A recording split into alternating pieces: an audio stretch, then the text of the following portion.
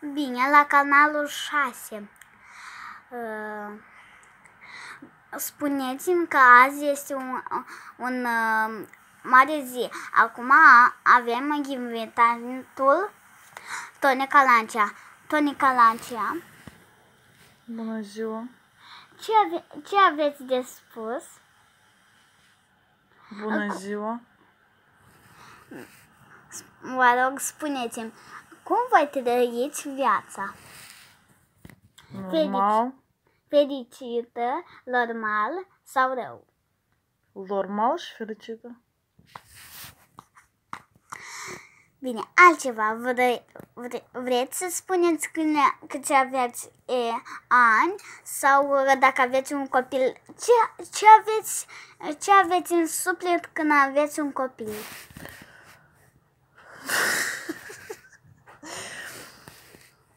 Eu am în suflet multă dragoste și multă fericire pentru că am un copil foarte talentat și foarte stăruitor. Un copil care câteodată face dezordine interesantă și câteodată nu face lecțiile și are roșu. Asta e foarte interesant. Dar de cele mai multe ori are verde. Și mă bucur tare mult. Câteodată chiar mi-a făcut și mâncare. Da, ea poate friganele, face foarte gustos. Mulțumesc, Tonica Lancia. Bine, spuneți-mi, câți ani aveți? Eu am acum 32 de ani. În martie, că acum e februarie. Dar peste o lună o să am 33. Am înțeles. Acum spuneți-mi, Tonica Lancia,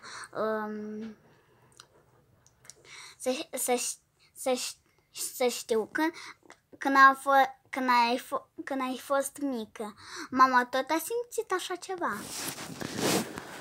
Nu, mama mea a simțit așa ceva, dar nu chiar fix în fix, pentru că mama mea avea 4 copii. Am înțeles. Ce copii, băieți sau fete? Mama mea avea un băiat întâi născut, pe urmă pe mine, pe urmă încă un băiat și pe urmă încă o fată. Și avea 4 copii și era foarte greu pentru ea să iubească și să fie liniștită. De cele mai multe ori, mama mea se enerva. Bine, spuneți-mi, cum îi chema pe cei 3? Vova, eu, Mișa și Virginia.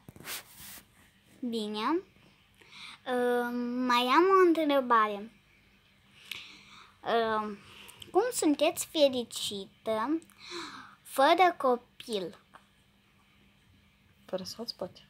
Cum fără copil? Eu am copil. Da, adică când nu e acasă. Cum vă simțiți? Să știți că atunci când Taisia nu e acasă, da, mie parcă nu-mi lipsește, parcă îmi lipsește ceva. Parcă nu înțeleg ce lipsește, parcă ceva nu se ajunge, parcă aer nu se ajunge, parcă lumină nu se ajunge, parcă ceva nu e în regulă. Bine, Tonica Lancia. Să știți că canalul 6 s-a terminat. Dacă mai vreți încă un canal, sunați-mă, să mai facem încă unul. La revedere!